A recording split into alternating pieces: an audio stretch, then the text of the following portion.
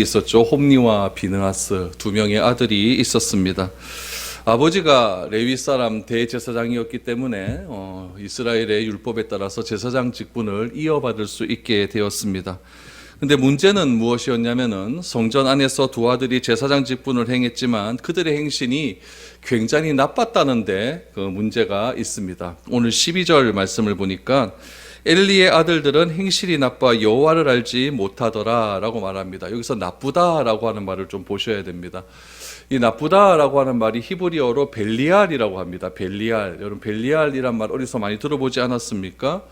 벨리알이라고 하는 말의 원래 뜻은 무엇이냐면은 무익하고 사악하고 가치가 없다. 무익하고 사악하고 가치가 없다라고 하는 말인데, 이 말이 벨리알이라고 하는 말이 신약에 가면 어떻게 맡기냐면은 사탄을 말할 때 벨리알이라고 말하지 않습니까? 그러니까 이 나쁘다라고 하는 말이 결국이 사탄을 뜻하는 그런 말로 이렇게 말이 변해져 갔다라는 것을 알게 됩니다.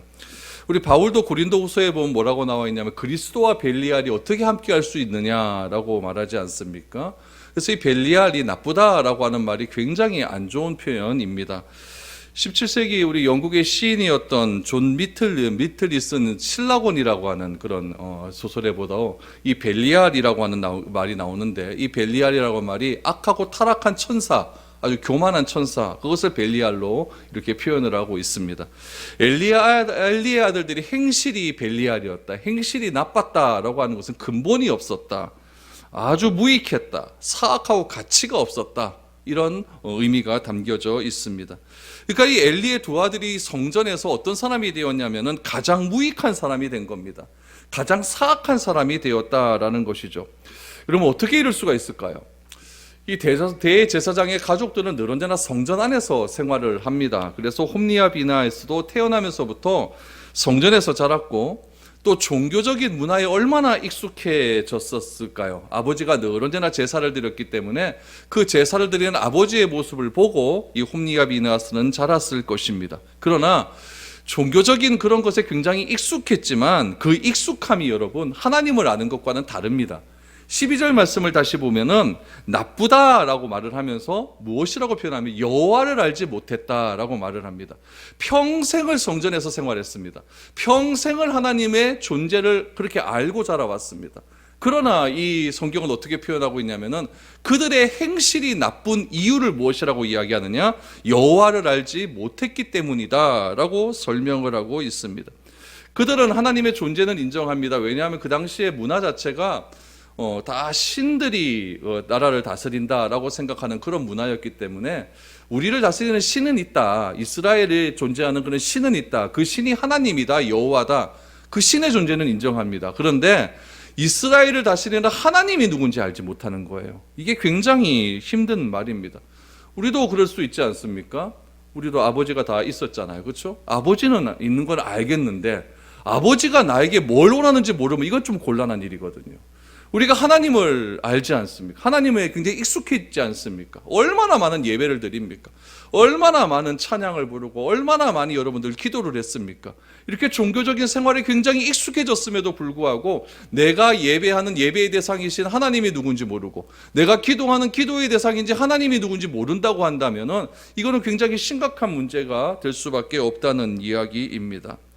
우리가 평생 예배를 드리고 기도하고 성경 암송하고 그런다 할지라도 여호와를 알지 못한다라고 한다면 우리도 벨리알이 될 수밖에 없다는 이야기죠. 그래서 우리가 굉장히 이 신앙생활을 하면서 중요하게 여겨야 될 것은 무엇이냐면은 예배를 드리고 기도를 하고 성경 말씀을 읽는데 그것의 본질이신 하나님이 누구신가를 아는데 최선을 다해야 됩니다. 하나님이 누구신지 알지 못하면은 우리는 결국 벨리알로 빠질 수밖에 없는 것이고 조그만 그 상황에서 우리가 하나님을 부인하는 그런 결과가 나올 수밖에 없는 것이죠. 홈니와 비느하스 보십시오. 아버지 엘리로부터 얼마나 하나님에 대한 이야기를 들었을까요? 아버지가 이스라엘 전체의 죄를 책임지는 대제사장이니까 얼마나 대제사장 아버지가 예배드리고 제사드리는 모습을 얼마나 많이 보았을까요? 그럼에도 불구하고 이 홈니와 비느하스는 하나님께 어떻게 번제를 드리고 어떻게 화목제를 드리고 어떻게 본 소제를 드리고 속건제 속죄제를 드리는 방법은 알았지만 그 하나님은 몰랐던 겁니다. 이것이 굉장히 큰 문제가 될 수가 있다는 이야기죠. 여러분, 오늘 본문 말씀에 보면은 2장 말씀에 보면은 산나에 대한 이야기가 쭉 나오지 않습니까? 이건 사무엘에 대한 이야기거든요. 사무엘에 대한 이야기 나오다가 갑자기 누구 이야기가 나옵니까? 홈리와 비느하스에 대한 이야기가 나오죠. 그 이야기가 끝나고 또 누구 이야기가 나오냐면 또 한나, 사무엘에 대한 이야기가 나옵니다. 또 누구 얘기가 나오냐면 갑자기 또 홈리와 비느하스에 대한 얘기가 나온다는 거예요. 계속해서 이게 반복적으로 엇박자를 끄어서 이렇게 나오는 이유가 무엇이냐면은 결국 대제사장은 누가 되냐면은 사무엘이 되거든요. 그렇다면은 원래 정통적으로 보면은 엘리의 가문에서 대제사장이 나와야 되는데 왜 사무엘이 대제사장이 될 수밖에 없었는가에 대한 이유를 지금 설명하기 위해서 이렇게 지금 사무엘 얘기 나왔다가 엘리 가정 얘기 나왔다가 사무엘 얘기 나왔다가 엘리 가정 얘기 나왔다가 이렇게 엇박자로 이야기를 하고 있는 것입니다. 그렇다면은 왜 이렇게 홈리와 비느하스가 타락할 수밖에 없었을까? 홈리와 비느하스가 저지른 죄악은 도대체 무엇인가? 그것을 우리가 한번 살펴보았으면 좋겠습니다. 13절 말씀에 보면은 제사장들이 행하는 관습이 나온다. 관습은 이러하니라고 나오는데 그 관습에 대한 원래 율법을 우리가 좀 먼저 알고 들어가는 것이 오늘 본문의 말씀을 이해하는데 굉장히 유익합니다. 레위기 7장 34절 말씀을 보시면은 제사장들이 가지고 가는 고기는 어떤 고기를 가져가는지가 나옵니다.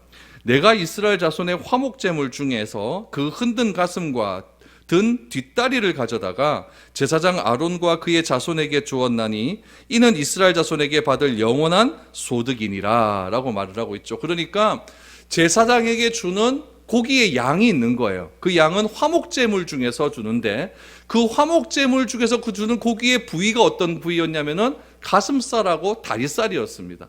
근데 제사장들에게 주는 이 고기의 양이 적지가 않았어요. 굉장히 많이 줬다는 이야기죠. 왜 많이 줬을까요? 욕심내지 말라는 겁니다. 너무 조금 주면은 더 먹고 싶은데 욕심낼 수 있잖아요. 그러니까 넉넉하게 준 겁니다. 넉넉하게. 소 여름 가슴살, 소 뒷다리살 얼마나 많습니까? 그렇죠? 넉넉하게 주었다는 이야기죠. 여호수아가 가나안 땅으로 막 들어오지 않습니까? 들어와서 이스라엘을 정복하면서 이스라엘 전체 가나안 땅을 다 정복합니다. 정복하고 난 다음에 12지파에게 땅을 나누어 주지 않습니까? 나누어 주었는데 레위지파에게는 땅을 안 줬어요. 안 주고 레위지파에는 어떻게 했냐면은 각 12지파에 들어가서 거기서 살아라 라고 이야기했죠. 그러면서 그 레위지파의 생활할 수 있는 것들을 그 지파에서 책임질 수 있도록 해줬습니다. 그러면서 레위지파에게는 무엇을 주었냐면은 양도 주고 약간의 재산을 주었다는 이야기죠. 그런데 양과 소가 있으면 그 양과 소를 키울 수 있는 땅이 필요하잖아요. 그 땅에 약간을 주었다는 이야기예요. 그래서 레위지파는 그렇게 지파에서 생활할 수 있었습니다. 그런데 사사기에 들어보면은 이 레위지파가 타락하기 시작을 합니다. 사사기 19장 이후에 보면 삼손 이야기가 나오고 그 뒤에 사사기에 보면 두 가지 레위지파 사람들이 벌이는 에피소드가 나오지 않습니까? 막 윤간을 하는 이야기가 나오고 막 첩을 막 살인 토막내는 그런 이야기가 나오지 않습니까? 그런 이야기를 통해서 지금 사사 시대를 이어가면서 이 레위 지파가 굉장히 타락했음을 보여주고 있는 거예요. 그 타락의 연장선상이 어디냐면 지금 엘리의 타락입니다. 엘리의 타락이고 그 엘리의 타락이 그대로 누구에게 이어지냐면 홈리와 비느하스에게 이어진다는 이야기예요. 그러면은 하나님의 원래 율법은 무엇이냐? 화목제물을 드릴 때 화목제물을 일부를 잘라서 그것을 하늘 높이 올려드리고 그 높이 들려드린 그 가슴살과 뒷다리살을 제사장에게 주어라. 이것이 제사장의 목이었다는 이야기예요. 근데 제사장들이 타락을 해버리니까 어떤 일들이 일어났느냐? 13절 말씀을 한번 보시기 바랍니다. 13절 14절입니다. 그 제사장들이 백성에게 행하는 관습은 이러하니 곧 어떤 사람이 제사를 드리고 그 고기를 삶을 때에 제사장의 사환이 손에 3살 갈고기를 가지고 와서 그것으로 냄비에나 소대나 큰 소대나 가마에게 찔러 넣어 갈고리에 걸려 나오는 것은 제사장이 자기 것으로 가지되 실로에서 그곳에 온 모든 이스라엘 사람에게 이같이 할 뿐이니라. 무슨 말이냐면은 엘리의 두 아들이 화목제물을 드립니다. 화목제물을 드리고 난 다음에 그 고기를 어떻게 했냐면 삶았다는 이야기예요. 삶았으면은 뭐만 가져가야 됩니까? 가슴살하고 뒷다리살만 가져가야 되잖아요. 근데 얘네들은 어떻게 했느냐? 큰 냄비에다가 고기를 삶고 있으면 갈고리 있잖아요. 새 창살 갈고리 같은 걸 푹푹 찔러 보는 거죠. 찔러보고 탁 찔러보고 좋은 고기 있으면 그걸 자기가 가져온 거예요. 그러니까 가슴살하고 뒷다리살만 갖고 와야 되는데 더 좋은 살을 막 가지고 온 거죠. 딱 보니까 가슴살보다 이게 더 크거든요. 그거 지가 가지고 온 거예요. 이런 잘못을 저질렀다라는 이야기죠. 이렇게 막 찔르면서 더 큰 고기 가지고 오다가 삶은 고기를 가지고 오다가 그 다음에는 어떻게 하느냐. 여러분 맨날 보쌈 먹다가 무슨 고기 먹고 싶습니까? 이제 구워 먹고 싶잖아요. 그렇죠? 마블링 들어간 구워 먹는 그런 고기가 더 먹고 싶잖아요. 지금 얘네들이 그 짓을 또 하는 거예요. 15절 16절 보니까 마블링 들어간 고기가 먹고 싶은 거예요. 15절 16절 보십시오.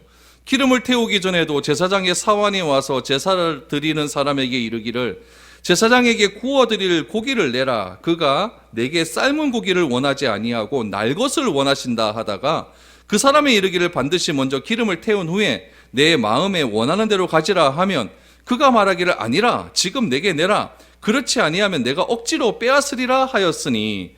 여러분 율법에는 뭐가 있냐면은 기름은 하나님께 드려야 돼요. 기름은 하나님께. 왜 그러냐면 여러분 고깃집에도 가면은 소고기 냄새가 좋잖아요. 고기에 뭐가 타는 냄새면 기름이 타는 냄새 아닙니까? 그러니까 기름 부위에 있는 고기가 맛있어요. 맛있어요. 그러니까 기름을 먼저 떼고 그 기름은 하나님께 올려드리고 나머지 고기를 제사장이 가져가야 되거든요. 그런데 임마들은 어떻게 했느냐? 기름 채로 돌라는 거죠. 이게 고기 맛을 하면 이게 문제입니다. 이 마블링 많은 고기 돌라는 거, 마블링 많은 고기를 돌라 이렇게 얘기하는 거예요. 그래서 안 된다 그래요. 안 된다. 안 되는 게 어디 있노? 빨리 내놔라. 이렇게 억지로.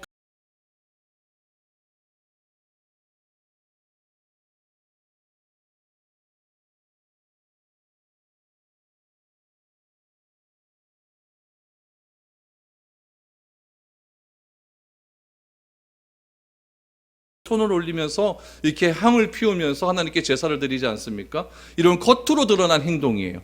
이들이 지금 이 두 아들들이 겉으로 드러난 죄악은 무엇이냐? 하나님께 먼저 드려야 될 고기를 자기가 먼저 취한다는 데 있었다는 이야기예요. 그런데 이들의 악행은 단순히 겉으로 드러난 고기의 문제가 아니에요. 이거는요. 뭐의 문제일까요? 이것은 제사를 멸시하는 행위였어요. 예배를 굉장히 멸시하는 그런 행위였다는 이야기죠. 그래서 17절 말씀에 보면은 이런 행위를 뭐라고 결론을 짓나 보십시오. 이 소년들의 죄가 여호와 앞에 심히 크면 그들이 여호와의 제사를 멸시함이었더라라고 말합니다. 결국 예배는 어떻게 되었을까요? 얘네들 둘 때문에 망가지고 말았어요. 성도들이 예배를 드리기 위해서 전국에서 실로로 옵니다. 실로는 그 이스라엘 한가운데 있어요. 사마리아 땅 그좀 한가운데 있는 동네였어요. 그러니까 아직까지 솔로몬이 성전을 짓기 전이었는데 솔로몬이 성전을 짓기 전에는 실로라고 하는 지역에 이 성막을 지어놓고 이렇게 예배드리는 장소가 있었는데 그 실로로 전국에서 다 몰려듭니다. 왜 몰려들었을까요? 하나님께 예배드리고 싶어서 온 거 아닙니까? 여러분들도 하나님께 예배드리러 이곳에 왔잖아요. 그럼 예배드리러 왔으면은 여러분들도 준비된 마음으로 왔을 거 아닙니까? 그럼 저도 준비된 마음가짐을 가지고 이렇게 예배를 인도하고 저도 예배자로서 이렇게 나가면은 여러분도 좋고 저도 좋고 하나님도 기뻐하시고 이런 것 아니겠습니까? 근데 이것은 가만히 보니까 어떻습니까? 성도들이 예배드리기 위해서 제사 드리기 위해서 자기가 가지고 온 정성껏 가지고 오는 제물을 들고 그렇게 실로에 왔는데 타락한 제사장들이 제사를 드리기 전에 나를 먼저 섬겨라. 하나님께 먼저 드려야 될 것을 나를 먼저 섬길 것을 그렇게 요구하고 있다는 거예요. 이것은 무엇이냐면은 하나님께 드려야 할 제물을 업신여기는 일은 작은 일이 아니에요. 하나님께 정하신 율법을 업신여긴 일이란 얘기죠. 이것은 무엇이냐? 제사를 멸시한 얘기고 또 제사를 멸시한 것은 곧 하나님을 멸시한 일이었어요. 그러니까 하나님께 예배드린다라고 하는 것은 예배의 대상이신 하나님이 어떤 예배를 받으시는지를 알아야 드릴 수가 있는 거예요. 근데 얘네들은 이 홈리와 비느하스는 뭐만 알았느냐? 제사를 드리는 절차와 방법만 열심히 알았던 거죠. 하나님이 어떠한 방법으로 예배드릴 때 기뻐하시는지 이걸 잘 모르는 거예요. 하나님이 누구신지 잘 모르기 때문에 그렇죠. 예배의 대상이고 기도의 대상이지 하나님이 무엇인지 모르기니까 내 마음대로 예배를 드리는 겁니다. 그러니까 내가 먼저 고기 먼저 취한다고 해서 그거 뭐가 문제가 되느냐? 누구를 모르기 때문에? 하나님을 모르기 때문에 이렇다는 이야기죠. 우리도 똑같을 수 있어요.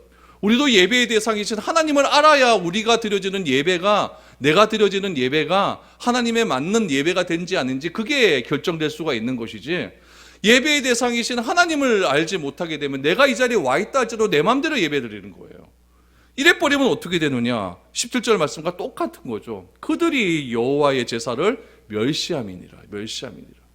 그리고 그러므로 내가 예배를 드리는 이 모습은, 이 종교적인 모습은 철저하게 예배의 대상이신 하나님이 누군지 알 때 예배를 드릴 수가 있는 겁니다. 그렇지 않은 예배는요, 그냥 하나님을 멸시하는 행위라는 이야기죠. 여러분, 이것이, 이 죄악이 어떤 죄악보다 더 큰 죄악이 될 수밖에 없었던 것이죠. 이것이 대제사장 엘리의 아들들이 하나님을 대하는 태도였다는 이야기죠. 그렇다면 여러분, 이 이유를 좀 알아야 됩니다. 왜 대제사장의 아들들이 이런 행동을 하느냐? 왜 대제사장의 아들들이 신앙의 길로 가지 않고, 왜 대제사장의 아들들이 하나님을 바로 섬기지 못하고 이러한 길로 갈 수밖에 없었을까요? 이유가 뭐라고 생각하십니까? 이때는 이때 이스라엘 사회는 다 교육이 어디에서 이루어지냐면 가정에서 이루어져요. 다 아버지로부터 이어지고 있죠. 이 가정에서 이루어지는 이 이스라엘의 교육의 방법은 오늘날에도 그대로 이어지고 있습니다.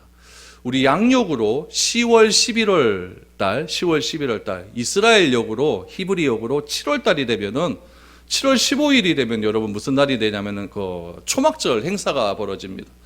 초막절 행사가 되어지면 이스라엘 지금도 그래요. 지금도 10월 11월쯤 가면은 어떤 일이 일어나면은 온 동네가 막 천막을 다 칩니다. 천막을 다 쳐요. 베란다가 있는 집엔 베란다에다 천막을 쳐요. 마당이 큰 집에는 마당에다 막 천막을 치죠. 천막을 치는데 원칙이 있습니다. 원칙은 뭐냐면은 천정에 구멍을 뚫는 거예요.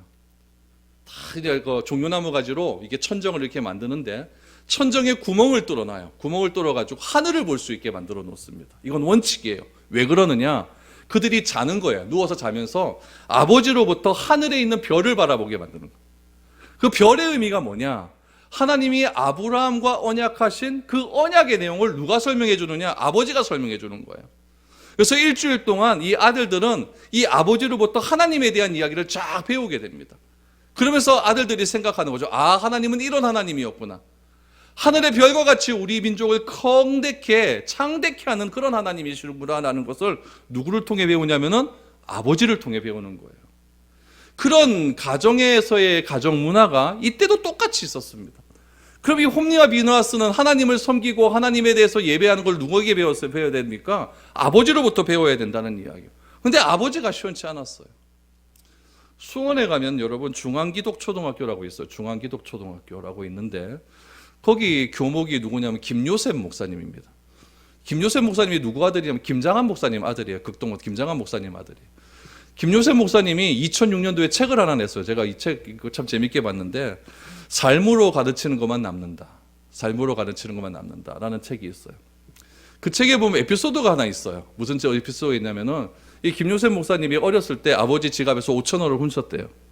근데 아버지한테 들켰어요. 그러니까 아버지가 어떻게 했냐면 짐보따리를 다 싼 거예요.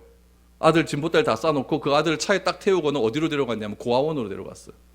고아원에 버려두고 가버렸습니다. 그냥 집에 가버렸어요. 그리고 딱 한마디 하고 간 거죠. 너 같은 자식 필요 없다.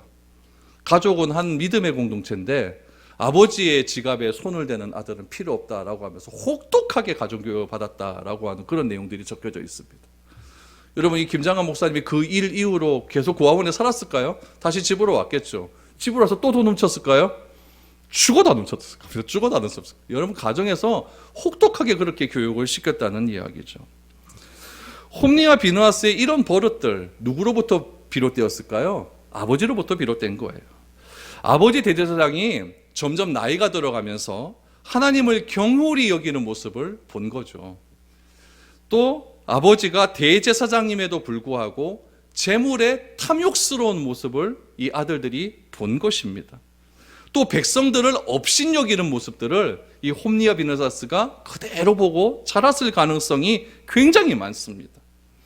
이런 결과를 성경은 어떤 결과가 나타나게 되었느냐? 결국 예배를 소홀히 하게 되는 그런 결과가 남게 되었다라고 설명하죠. 여러분, 예배가 무너지니까 가정이 다 무너지고 만 거예요. 여러분, 왜 예배를 경홀히 여기고 업신 여길까요? 이유는 딱 하나입니다. 하나님을 모르기 때문에 그렇습니다. 하나님을 알지 못하기 때문에 그래요. 하나님을 알지 못하니까 예배의 중요성을 인식하지 못하는 것이죠. 결국 이런 예배가 계속 지속되는 거예요. 신약시대, 구약시대 때 지금 실로에서 이런 예배가 계속 지속되어지고, 솔로몬 때 조금 반짝했다가 다윗과 솔로몬 시대 좀 반짝했다가, 여러분 이사야, 예레미야, 에스겔, 이때 여러분 성전에 관한 이야기가 정말 많이 나옵니다. 하나님께서 너희 같은 재물 갖고 오지도 말아라. 난 너희 같은 그런 재물들 절대 안 받을 거다라고 얘기하면서 에스겔 시대 때 보면 성전에서 하나님이 떠나버리지 않습니까? 그런 일들이 있고 난 다음에 예수님이 이 땅에 오셨어요. 예수님이 이 땅에 오셔서 우리 고난주간 때, 우리 종료주일 때 제가 설교를 했지 않습니까? 성전을 다 부수지 않습니까? 성전에서 완전히 막 그냥 장사하는 자를 다 내쫓으면서 뭐라고 이야기하셨습니까? 이 성전을 허물어 버려라. 내가 3일 만에 다시 짓겠다라고 말하지 않습니까? 예수님께서 이 땅에 오신 목적이 무엇입니까? 이제 성전의 제도는 무의미하다는 이야기예요. 눈에 보이는 성전의 제도는 무의미하고, 예수님 자신이 십자가에 못 박혀 죽으시고 부활하심을 통해서 자기 자신을 통하여 하나님께 갈 수 있는 유일한 길이 열렸다는 것을 그래서 선언하시는 겁니다.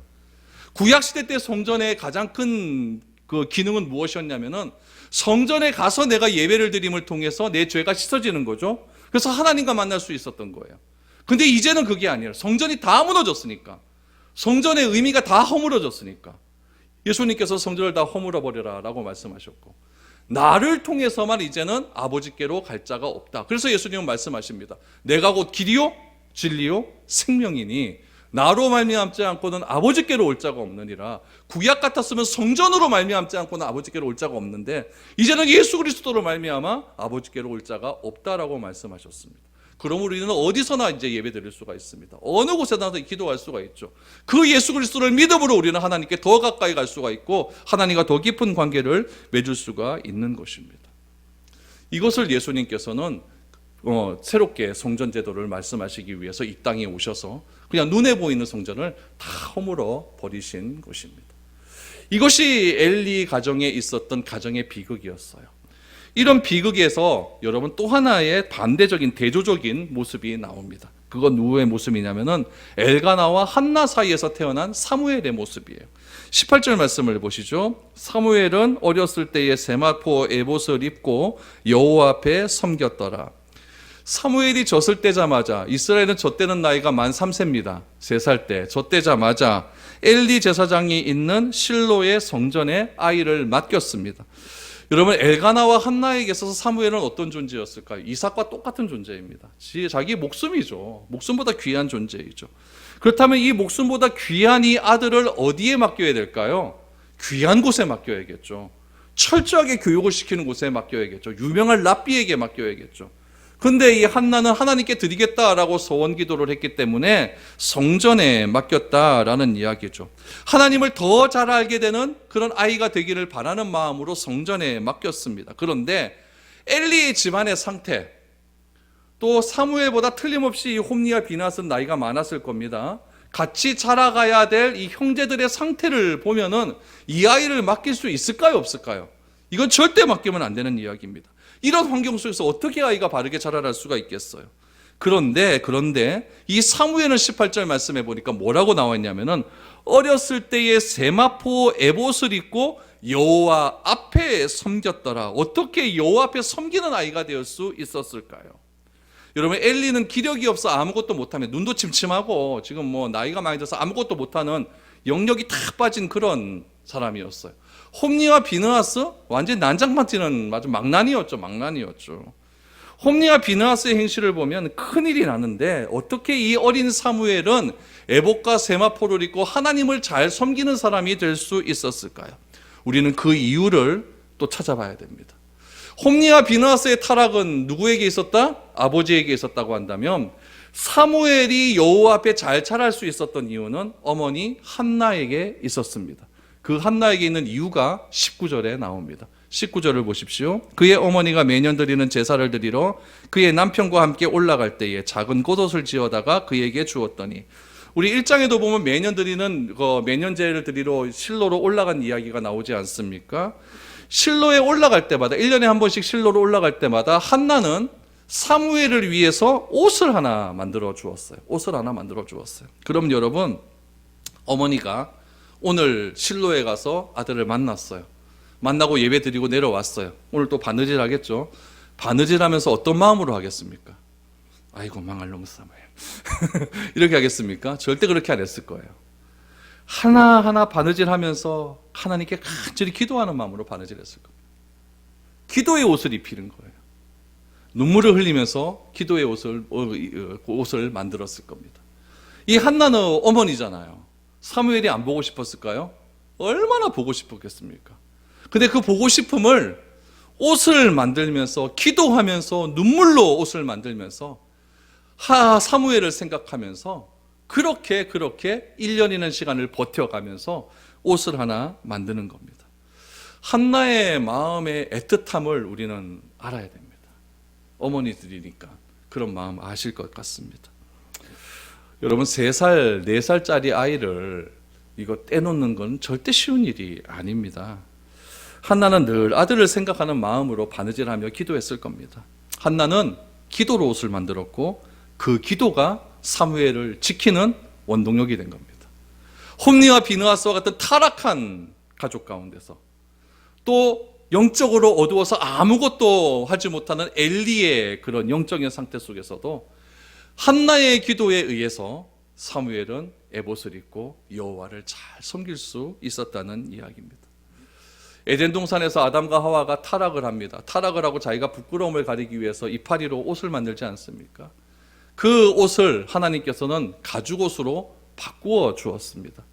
가죽옷으로 바꾸어진 그 옷을 바울은 무엇이라고 이야기했냐면은 우리는 날마다 그리스도로 새 옷을 입어야 된다라고 그렇게 정의를 하고 있습니다.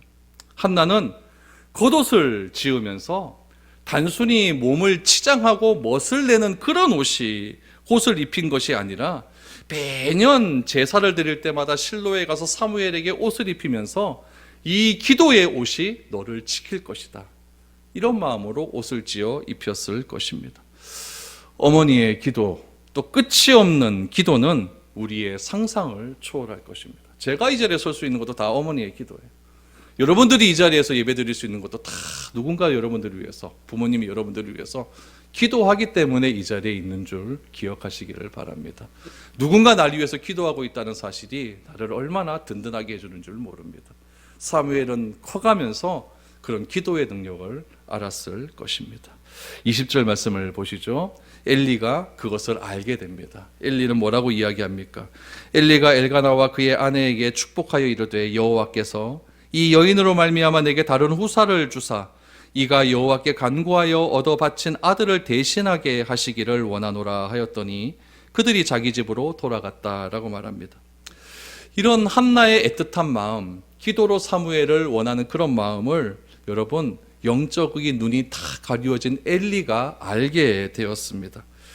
그 기도의 내용은 무엇입니까? 엘리가 축복을 해주는데 한나에게 사무엘을 대신해서 다른 자녀들이 생기기를 간절히 바란다라고 하는 축복 기도를 해 주었습니다. 그랬더니 하나님께서 한나를 돌보셨습니다. 21절에 보니까 한나로 하여금 임신하게 하여서 3 아들과 2 딸을 낳게 하셨고 사무엘은 여호와 앞에서 무럭무럭 자랄 수 있었다라고 사무엘에 관한 이야기를 합니다. 여러분 그렇게 가지려고 애를 써도 생기지 않았던 아들이 여러분 자녀들이 여러분 엘리의 기도로 생겨나게 된 것이죠. 여기서 우리가 생각할 것이 하나 있어요. 엘리는 지금 굉장히 무능한 사람입니다. 엘리는 영적으로 아무것도 없는 사람이에요. 그런데 영적으로 무능하고 영적으로 힘든 그 엘리의 기도를 하나님이 들어주셨다라는 이야기죠. 그러면은 이 엘리 제사장의 기도를 하나님께서 왜 들어주셨을까요? 분명한 건 이겁니다. 여러분 하나님은 죄인이라도 남을 위해서 누군가를 위해서 복을 빌어주는 그 기도를 반드시 들으신다는 이야기예요. 저는 여기에서 굉장히 많은 위로를 받습니다. 하나님께서 아브라함을 택하신 이후에 하나님의 자녀들이 하는 축복 기도를 하나님은 다 들어주십니다. 따라서 엘리 제사장 때문에 기도가 응답된 것이 아니라 하나님은 엘리 제사장의 기도를 받으셨고 누구를 기억하셨냐면 한나를 기억하신 거예요. 그래서 한나 때문에 한나에게 더 많은 자손을 주신 겁니다. 마찬가지입니다. 저도 여러분들을 위해서 부족하나마 기도를 합니다. 기도를 하면은 여러분 제 기도가 응답된 것이 아니라 제가 기도하는 것을 하나님이 들으시고 여러분 때문에 여러분들의 기도가 응답이 될 수 있는 겁니다. 그런 은혜가 우리 교회 가운데 좀 많아져야 됩니다. 그래서 서로 기도 제목 물어보면서 당신 집사님 어떤 기도 제목을 갖고 있습니까? 제가 부족하지만 기도해 드리겠습니다 라고 그렇게 하면은 여러분들이 하는 그 기도를 하나님께서 들으시고 그 기도 제목을 주신 그 사람을 보시고 하나님께서 기도에 응답해 주신다는 이야기죠. 이것이 여러분 세상을 은혜스럽게 만드는 하나님의 방법이고 지혜입니다. 사람이 뭘 해야 평화가 임하겠습니까? 무슨 경제가 아무리 발전해야 우리 가운데 평화가 임하겠습니까? 경제가 발전하면 또 타락하면 더욱더 많아지는 것이 이게 우리가 살아온 역사 속에서 다 드러나는 일 아니겠습니까? 아무리 경제가 높아진다 해도 여러분 평화는 오지 않습니다. 그러나 참된 평화는 우리가 나라를 위해 기도하고 우리가 교회를 위해서 기도하고 우리가 죄인이지만은 부족하지만은 우리 성도들을 위해서 간절히 기도할 때에 하나님께서는 그 기도를 들으시고 그 기도의 대상인 그 사람을 모시고 응답해 주신다. 그것이 참 저에게 위로가 되는 말씀이었습니다. 저는 여러분들이 저를 위해서도 좀 많이 기도해 주십시오. 그럼 여러분들의 기도 덕분에 제가 삽니다.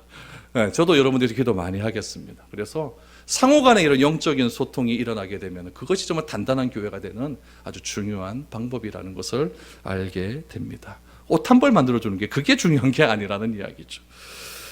여러분, 그 다음에 또 보시면은 또 갑자기 또 이제 엘리 제사장의 또 홈리와 비느하스 얘기가 또 탁 바뀌어서 나옵니다. 성경은 이 엘리 제사장의 아들의 일을 또 기록하는데 이번에는 더 악한 일을 합니다. 어떤 일을 하냐면은 성전에서 성전 제사를 도와주는 우리 여인들이 있었거든요. 이 여인들이 하는 일이 무엇이었냐면은 기록에 보니까 한 두 가지 정도의 일을 해요. 첫 번째 일은 무엇이냐면은 찬양을 드리는 일입니다. 성가대가 있었거든요. 성가대 찬양 드리는. 또 하나는 무엇이냐면은 이것도 좀 잘못된 거예요. 제기들이 있지 않습니까? 그러니까 제사 때 사용되는 그릇들 있잖아요. 그런 그릇들도 원래 보면은 제사장들이 다 씻어야 돼요. 레위 지파 사람들이 다 씻고 관리를 해야 되는데 이것을 여인들에게 맡겼을 가능성이 굉장히 많습니다. 설거지를 맡겼다는 얘기죠. 그래서 성전 안에 그런 여인들이 있었는데 그 여인들과 성전에서 성관계를 맺은 겁니다. 그것이 22절에서 25절까지의 말씀이 나옵니다. 보십시오. 엘리가 매우 늙었더니 그의 아들들이 온 이스라엘에게 행한 모든 일과 해방문에서 수종드는 여인들과 동침하였음을 듣고 그들에게 이르되 너희가 어찌하여 이런 일을 하느냐 내가 너희의 악행을 이 모든 백성에게서 듣노라. 내 아들들아 그리하지 말라. 내게 들리는 소문이 좋지 아니하니라. 너희가 여호와의 백성으로 범죄하게 하는도다. 사람이 사람에게 범죄하면 하나님이 심판하시려니와 만일 사람이 여호와께 범죄하면 누가 그를 위하여 간구하겠느냐 하되 그들이 자기 아버지의 말을 듣지 아니하였으니 이는 여호와께서 그들을 죽이기로 뜻하셨음이더라 라고 말합니다. 엘리와 엘리의 아들 사무엘이 번갈아 가면서 등장을 하지 않습니까? 여러분 엘리의 두 아들 사무엘 서로 비교가 될 수 있는 대상이 아닙니다. 이거는 대비되는 대상입니다. 비교의 대상이 아니라 서로 대비가 되는 대상이에요. 그런데 하나는 하나님 앞에서 잘 자란 아이를 한 명 소개하고 또 한 부류는 홈리와 비느하스처럼 여호와 앞에서 악을 행하고 업신여기는 이런 아이들을 이렇게 대비시켜서 말하는 이유가 무엇이겠습니까? 이것은 무엇이냐면은 하나님의 원칙이에요. 이거는요. 가장 교만한 자를 꺾으실 때는 가장 미천한 자를 들어서 교만한 자를 꺾으신다는 거예요. 그렇게 하셔서 새로운 시대를 이끌어가게 하십니다. 하나님은 그 당시에 가장 교만한 자 홈리와 비느하스를 꺾으실 때에 그 당시에 가장 어렸던 사무엘을 들으셔서 그 사무엘의 거룩하고 순결한 삶으로 통해 이 교만한 사람들을 꺾어버리십니다.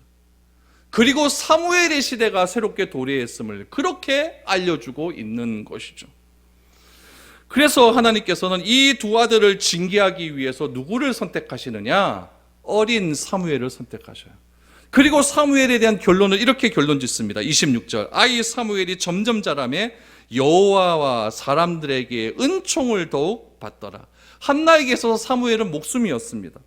그런 사무엘이 정말 좋지 않은 환경 속에서 어떻게 자랄 수 있었느냐? 여호와와 사람 앞에서 은총받는 아이가 될 수 있었다라는 이야기죠. 타락한 엘리와 두 아들과 하나님에 의해 선택받은 사무엘을 대조시켜서 하나님께 버림받는 자와 하나님께 선택받는 자는 과연 어떠한 삶을, 어떠한 결과를 받게 되는지를 분명하게 지금 말씀하고 있는 것입니다. 그 결과가 무엇입니까? 하나님께 인정받고 사람에게 은총받는 사람. 여러분, 이것이 우리가 이 세상에서 해야 될 그리스도인의 빛된 삶입니다. 딴 거 아니에요. 하나님께만 인정받아 그것도 안 돼요. 사람에게도 인정받아야 됩니다. 그것이 참된 신앙인이라는 얘기죠. 저는 바라기는 이 어두워져가는 이 시대 속에서 여러분 모두가, 이 말씀을 들은 여러분 모두가 하나님께 인정받고 사람에게 은총받는 여러분들이 될 수 있기를 축복합니다. 그래서 여러분들의 삶을 통해 빛이 온 세상 가운데 퍼져나가야 돼요. 그 방법이 아니고는 이 세상을 변화시킬 수 있는 방법은 하나도 없다라는 것을 기억하시기를 바랍니다. 오늘 두 가문의 자녀들에 대한 이야기를 들었습니다. 이 자녀들에 대한 이야기를 잘 들으시고 여러분들의 자녀가, 여러분들의 가문이 사무엘과 같은 그런 복받는 가문으로 더욱더 은총받을 수 있는 가문으로 넘쳐날 수 있기를 축복드립니다.